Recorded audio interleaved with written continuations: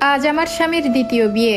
বিয়ের 7 বছর পার হওয়ার পরেও আমার সন্তান হয়নি। তাই আমার শাশুড়ি খুব করে চায় আমার স্বামীর বিয়ে হোক। আমার স্বামীও এতে রাজি। সুজন বলল, ওই রুমে যে ঘুমাও। আমি বললাম, অভ্যাস হয়ে গেছে, আর তো মাত্র একটা রাত, একটু পাশাপাশি ঘুমাই। সারা রাত ঘুমাতে পারিনি। ফজরের আগেই বিছানা ছেড়ে উঠলাম। হঠাৎ সুজনের নিষ্পাপ মুখটার দিক তাকাতেই চোখ ঝাপসা হয়ে এলো। এ কি নিষ্ঠুর পৃথিবী! আমি চাইলেও আমার স্বামীকে জড়িয়ে ধরে বলতে পারতেছি না, সুজন, আমার খুব কষ্ট হচ্ছে, আমি মরে যাচ্ছি, আমাকে বাঁচাও। তোমার উপর শুধু আমারই অধিকার। তোমার বুকে শুধু আমি একাই মাথা রেখে ঘুমাবো, অন্য কোনো নারী না। তোমার উষ্ণ বুকের ভালোবাসা শুধুমাত্র আমার জন্য। আমার খুব ইচ্ছে হলো সুজনের বুকে যে ঝাঁপিয়ে পড়ি, কিন্তু আমি পারলাম না। আমি অধিকার হারিয়েছি। কাল আমার স্বামীর বিয়ে, আমি এখনো জীবিত আছি। আমার সবচেয়ে প্রিয় মানুষটাকে আমি হারিয়েছি। নিজেকে খুব তিলে তিলে শেষ করে দিতে মন চাচ্ছে। কেন আমি সন্তান জন্ম দিতে অক্ষম? যদি কোনো রকম এই জীবনে বেঁচে যাই, আত্মহত্যার মতো ঘৃণিত কাজ না করে যদি বেঁচে থাকতে পারি, তাহলে হাসরের ময়দানে আমি আমার স্বামীর ভাগ বুঝে নিব। কি সব আবল তাবল বকছি, মাথায় কিছুই কাজ করছে না। টলতে টলতে রান্নাঘরে গেলাম। আজকে সুজনের পছন্দের কিছু রান্না করব, শেষবারের জন্য। রাতে দেখি সুজন রুমে একা একা কথা বলছে। আমাকে দেখেই ফোনটা কেটে দিল। হয়তোবা নতুন বউয়ের সাথে কথা বলছে। আজ রাতে আমি আর এই রুমে থাকবো না। থাকলে হয়তোবা দম বন্ধ হয়ে শেষ হয়ে যাব। আমি বালিশ নিয়ে অন্য রুমে যেতে লাগলাম। সুজন দেখে বলল, কোথায় যাও? আমি একটু হাসি দেওয়ার চেষ্টা করে বললাম, যেখানে থাকার কথা সেখানেই যাচ্ছি। সুজন বলল, আমার ঘুম আসছে না, অনেকদিন তোমার সাথে কথা হয় না, আজকের রাতটা আমরা গল্প করে কাটাই। তুমি কি বলো? কি নির্মমতা, তাই না? পৃথিবীর কোনো মেয়েরই হয়তোবা আজকে গল্প করে কাটাতে ইচ্ছা করবে না, স্বামীর মুখটাও দেখতে চাইবে না। কিন্তু ওই যে আমি ভালোবাসায় পাগল, অন্ধের মতো পাগল, প্রতিবারই আমি হেরে যাই। তাই আজকেও সুজনের কথা ফেলার সাহস আমার হলো না। আমি একটা দীর্ঘশ্বাস নিয়ে বললাম, এমন আবদার হয়তোবা এটাই শেষ। কিভাবে ফিরাই তোমাকে বলো? সুজন আমার কথায় কোনো উত্তর না দিয়ে বলল, জানো, মেয়েটা খুব মিষ্টি, মায়াময় চেহারা, ঠিক তোমার মতো কিছুটা মিলে যায়। তোমার মতো শান্তও বটে। কেন যেন এত মানুষের ভিড়ে তোমার মতো আমি ঠিক আরেকজনকে খুঁজে পেয়েছি। এটাও হয়তোবা ভালোবাসা, তাই না? আমি তখন বললাম, সবকিছুই যেন ঠিক থাকে, যেন আমার মতো অপয়া না হয়। আমার এ কথা বলাতে সুজন খুব রেগে গেল। সে বলল, আজকের দিনটার জন্য তুমিই দায়ী। তুমি নিজের কপালে নিজেই দুঃখ টেনে এনেছো। আমি চোখ মুছতে মুছতে বললাম, হ্যাঁ, আমিই দায়ী, আমি অপয়া। সুজন আবারও রেগে গিয়ে বলল, দেখো সুমি, সন্তান না হওয়ার কারণে তুমি পারিবারিক আর সামাজিক প্রেশারটা হয়তোবা নিতে পারতেছিলা না। তাই বলে কথায় কথায় তুমি ঝগড়া হলেই নিজেকে হেয় করো কেন? শেষবার যখন ঝগড়া হয়েছিল, তুমি আমাকে বলেছিলে আমি যেন বিয়ে করি অন্য একটা মেয়েকে, আর না হলে যেন তোমার মরা মুখ দেখি। আমি তোমার মরা মুখ দেখতে চাই না, তাই এত কিছু করা। আমি আর নিজেকে ধরে রাখতে পারলাম না। সুজনকে জোরে জড়িয়ে ধরে কান্না করে বললাম, তুমি কেন বুঝতে পারো না কোনটা আমার মুখের কথা আর কোনটা আমার মনের কথা? সুজন চোখের পানি লুকিয়ে বলল, সবসময় বুঝে নেওয়ার দায়িত্বটা কি শুধু আমার একার ছিল?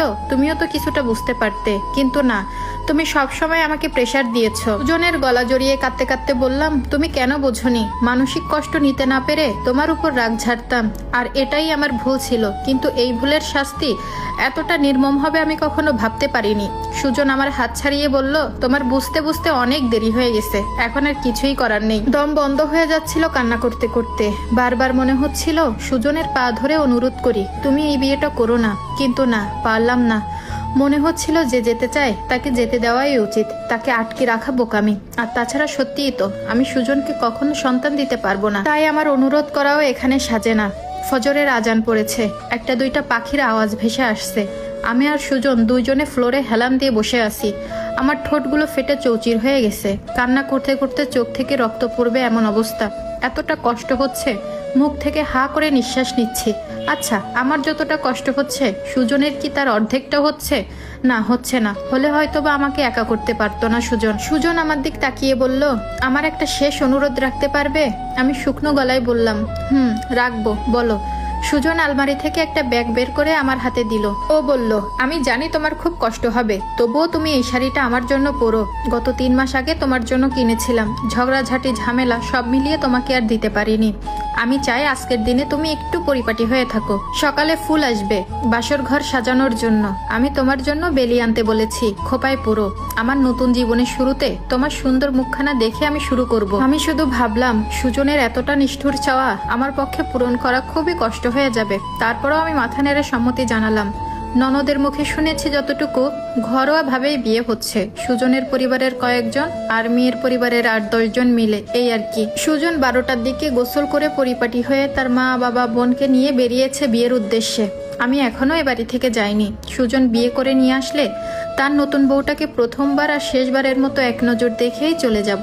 বুকে একরাশ কষ্ট নিয়ে সুজনের দেওয়া শাড়ি আর বেলি ফুল দিয়ে নিজেকে সাজালাম। আমার সাজানো ঘরটা আজকে বাসর ঘরে সেজেছে অন্য কারোর জন্য। কি সুন্দর করে সাজানো! আমার বাসর ঘরটা যদিও এতটা সুন্দর হয়নি পালিয়ে বিয়ে করার কারণে।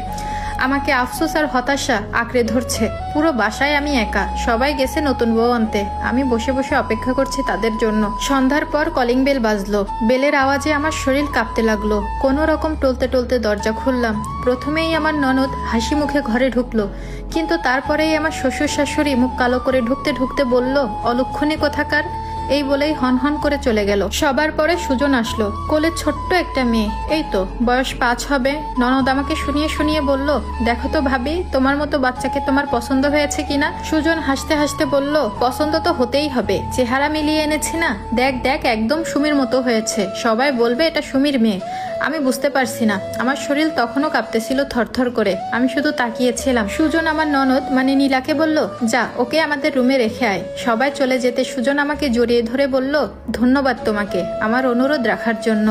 আমি ভেউ ভেউ করে কান্না করে দিলাম। সুজন আমাকে আরো শক্ত করে জড়িয়ে ধরে বলল, তোমাকে এত কষ্ট দেওয়ার কারণ হচ্ছে, তোমাকে বোঝালাম যে সবসময় মুখে যা আসে তা বলা উচিত না, আর যে কষ্টটা তুমি নিতে পারবে না সেটা তুমি আমাকেও বলবে না। তুমি কাল রাতে জড়িয়ে ধরে আমাকে বলেছিলে না তোমাকে কেউ বোঝে না, কিন্তু সত্যি কথা কি জানো, এই দুনিয়াতে আমি ছাড়া তোমাকে আর কেউ বোঝে না। আর তাই এমন ভালোবাসার মানুষটাকে আমি কখনো হাতছাড়া করতে চাই না। আমরা দুজন দুজনকে জড়িয়ে ধরে রাখলাম। সুজন কিছুটা থেমে আবার বলল, একটা সন্তানের প্রয়োজন ছিল, তাই সন্তান নিয়ে এসেছি।